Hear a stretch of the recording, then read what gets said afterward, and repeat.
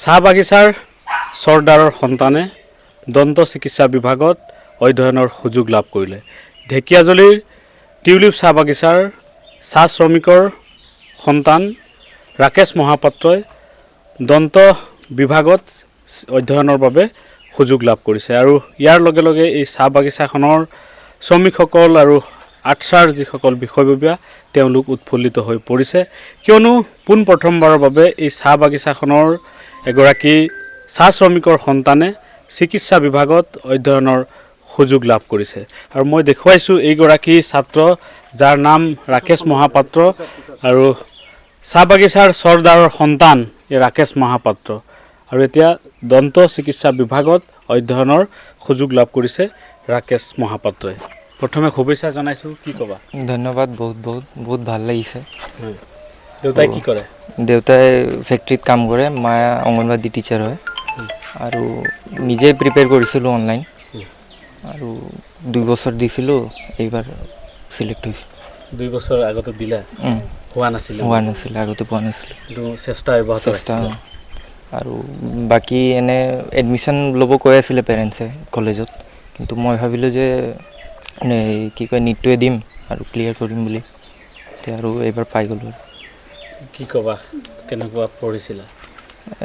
প্ৰিপেৰেশ্যনটো পূৰা পিয়'ৰ অনলাইনে কৰি আছিলোঁ আৰু ঘৰত অলপ মানে নেটৰ প্ৰব্লেম, সেইকাৰণে মানে চিৰাজুলি বুলি কয় ইয়াতে ওচৰত, তাতে নেট পাই, তাতে মই লেকচাৰ ডাউনলোড কৰি ঘৰত আহি পঢ়ি আছিলোঁ আৰু টেষ্ট এনেকৈ দিয়া নাই আৰু ঘৰতে পঢ়ি আছিলোঁ আৰু অনলাইন পঢ়ি আছিলোঁ। দেউতা বাগানত কাম কৰে? হয়। এতিয়া তুমি ডক্টৰ হ'বলৈ গৈ আছা। দেউতাই কেনেধৰণে কষ্ট কৰিছিলে? মা-দেউতাৰ দুজনৰ ছাপোৰ্ট আছিলে। দেউতা বহুত কষ্ট কৰিছে, মায়েও কৰিছে আৰু ভাইটি মানে মোৰ ফেমিলি মেম্বাৰ গোটেইকেইটা হেল্প কৰিছে। ক'ত আসনটো পাইছা পঢ়িবলৈ? মই এতিয়া BDS পাইছোঁ, ৰিজনেল ডেণ্টেল কলেজ গুৱাহাটী। হয়। দেউতা আছে, কি ক'বা, আপোনাৰ নামটো কি? মোৰ নাম শ্ৰী ধীৰাজ মহাপাত্ৰ। মই বাগানত ফেক্টৰীত চৰ্দাৰ কৰোঁ আৰু তেনেকেই কষ্ট মষ্ট মাজতে মানে ল'ৰাক পঢ়িবলৈ দিলোঁ। আজি ল'ৰাৰ ৰিজাল্টটো ভাল হোৱাৰ কাৰণে মানে সুখী হৈছোঁ আমি, আমাৰ চবেই, মই লগতে মোৰ গোটেই ফেমিলি চবেই সুখী হৈছোঁ। আপুনি আশা কৰিছিলে মানে আপোনাৰ ল'ৰা এদিন এই বিভাগত যাব? হয়, মোৰ আশা আছিলে। এই মানে পঢ়াত সৰুৰ পৰা মানে চোকা আছিলে, সেই ফালৰ পৰা মই তাক মানে আগুৱাই নিবলৈ চেষ্টা কৰিছিলোঁ আৰু তেনেকৈ যিমান পাৰিলোঁ তাক সুবিধা অকণ দিলোঁ, সেইমতে সিও মানে চেষ্টা কৰিলে আৰু আজি হয়তো সফল হ'বলৈ সুযোগ পালে। নিশ্চয়কৈ ইয়াত আৰ্টছাৰ বিষয়ববীয়াসকল আছে, কি ক'ব? নিশ্চয়কৈ আজি আমি খুব আনন্দিত, অসম স্বাধীন ছাত্ৰ সন্থাৰ তৰফৰ পৰা তেখেতক শুভেচ্ছা জনাইছোঁ আৰু বিশেষ আমি দেখিছোঁ, আমি এটা যে সৰুৰ পৰাই ৰাকেশ শিক্ষাৰ প্ৰতি তেখেতৰ বহুত দুৰ্বলতা আছিলে আৰু এটা টেলেণ্ট তেখেতৰ দেখা গৈছিল, যাৰ গতিকে নৱোদয় বিদ্যালয়টো তেখেতে পঢ়িবলৈ সুবিধা পাইছিলে। এই বাগিচাৰ লাইনত থাকি নৱোদয় বিদ্যালয় পঢ়াটোৱে তেতিয়াই তেখেতৰ টেলেণ্টটো দেখা গৈছিলে আৰু তাৰ পৰৱৰ্তী সময়ত উচ্চতৰ মাধ্যমিক মানে পৰীক্ষাটো তেখেতে ভাল ৰিজাল্ট কৰিছিলে আৰু তাৰ ফলস্বৰূপে আজি পৰিয়ালৰ বা সকলোৰে মানে এটা আশীৰ্বাদত চিকিৎসা ক্ষেত্ৰত তেখেতে এটা জীৱনৰ এটা বিশাল পৰিসৰ তেখেত ভৰি দিব ওলাইছে।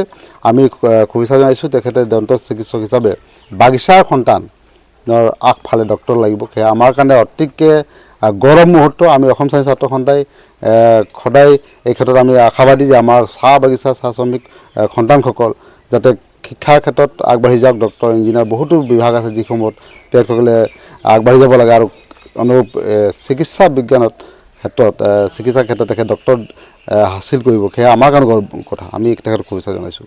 হয়, কি ক'ব?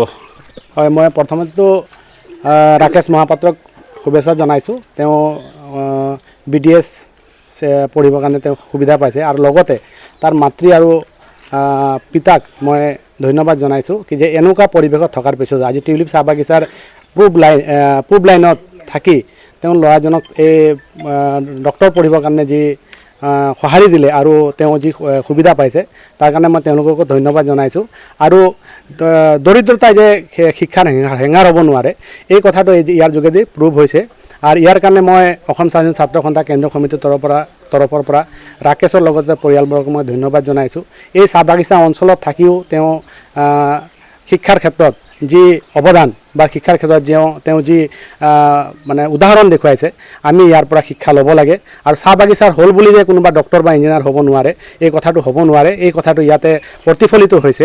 আগন্তুক দিনত চাহ বাগিচা অঞ্চলত যিসকল ল'ৰা ছোৱালী আছে বা পঢ়ি আছে, তেওঁলোককো মই মোৰ ফালৰ পৰা মই অনুৰোধ জনাম কি যে ৰাকেশ মহাপাত্ৰই যেনেকুৱা ধৰণৰ তেওঁ কষ্টৰ যোগেদি কোচিং নোলোৱাকৈ অনলাইনত মোবাইলৰ যি সৎ ব্যৱহাৰ কৰি পেলাই তেওঁ ডক্টৰ পঢ়িবৰ কাৰণে যি সুবিধা পাইছে, BDS পঢ়িবৰ কাৰণে যি সুবিধা পাইছে, এইটো এটা উদাহৰণ হয়। আৰু যিসকলে এতিয়ালৈকে পঢ়ি আছে বা যিসকল মেট্ৰিক দিব বা যিসকলে হাই ছেকেণ্ডেৰী দিব, তেওঁলোকক ইয়াৰ যোগেদি তেওঁ শিকিবলগীয়া বহুত কথা আছে। আৰু আমাৰ এই টিউলিপ চাহ বাগিচাত এটা উদাহৰণ হ'ব ৰাকেশ মহাপাত্ৰ কি টিউলিপ চাহ বাগিচা আজিলৈ কোনো ডক্টৰ নাছিল, আমাৰ চাহ জনগোষ্ঠীৰ কোনোবা ডক্টৰ নাছিলে, তেওঁ ডক্টৰ হিচাপে থাকিব আৰু আগন্তুক দিনত সমাজৰ হকে কাম কৰি যাব। আমাৰ যিহেতু আমাৰ খুব মানে নিচ বা দৰিদ্ৰ সমাজ আছে, সেই সমাজৰ এটা উদাহৰণ হ'ব। আৰু মই অসম স্বাধীন ছাত্ৰ সন্থাৰ কাৰ্যকৰ্তা হিচাপে মই অসম চৰকাৰক ধন্যবাদ দিছোঁ। আমাৰ ইমান যি দাবী আছিলে কি যে আমাৰ কোটা বঢ়াব লাগে বা আমাৰ ল'ৰা ছোৱালীখিনি ডক্টৰ হ'ব লাগিব, ইঞ্জিনিয়াৰ হ'ব, আমাৰ যি দাবী আছিল, সেই দাবীৰ ক্ষেত্ৰত যি কোটা হৈছে, কোটাৰ যোগেদি তেওঁ পঢ়িবলৈ পাইছে। গতিকে অসম চৰকাৰকো ইয়াৰ কাৰণে ধন্যবাদ দিব লাগিব। আৰু আগন্তুক দিনত এই চাহ বাগিচাৰ পৰা যাতে BDS তেওঁ BDS পাইছে, MBBS হওক, ইঞ্জিনিয়াৰ হওক, বাকী যিখিনি উচ্চ শিক্ষাৰ কাৰণে যিখিনি ব্যৱস্থা আছে বা উচ্চ শিক্ষাৰ কাৰণে যিখিনি পঢ়িব বিচাৰে, তেওঁলোকে যাতে আগবাঢ়ি যাওক, এইখিনিয়ে মই ক'লোঁ। আৰু বিশেষকৈ মই ৰাকেশ মহাপাত্ৰক মই ধন্যবাদ দিছোঁ। আৰু বিশেষকৈ আৰু ধন্যবাদ দিব লাগিব তেওঁৰ মা দেউতাক, কিমান কষ্টৰে তেওঁক এই পৰ্যায়লৈকে লৈ গৈছে। নিশ্চয়কৈ এয়া ৰাকেশ মহাপাত্ৰ আৰু যিগৰাকী চাহ বাগিচাৰ সন্তানে BDS যি অধ্যয়নৰ বাবে সুযোগ লাভ কৰিছে আৰু প্ৰথমবাৰৰ বাবে এই চাহ বাগিচাখনৰ ৰাকেশ মহাপাত্ৰই এক উদাহৰণ দাঙি ধৰিছে। দৰিদ্ৰতা কেতিয়াও শিক্ষাৰ ক্ষেত্ৰত হেঙাৰ হ'ব নোৱাৰে। মেধাৰ ভিত্তিতে আচলতে শিক্ষাৰ ক্ষেত্ৰত নিজৰ লক্ষ্যত উপনীত হ'ব পাৰি, সেই কথা পুনৰ প্ৰমাণ কৰিলে এইগৰাকী চাহ বাগিচাৰ সন্তান ৰাকেশ মহাপাত্ৰই। আপুনি বিচৰা বাতৰি পাব কেৱল নিউজ 18 এপত। নিউজ 18 এপ ডাউনলোড কৰিবলৈ স্কেন কৰক এই QR কোড। গুগল প্লে ষ্টৰতো পাব এই নিউজ 18 এপ।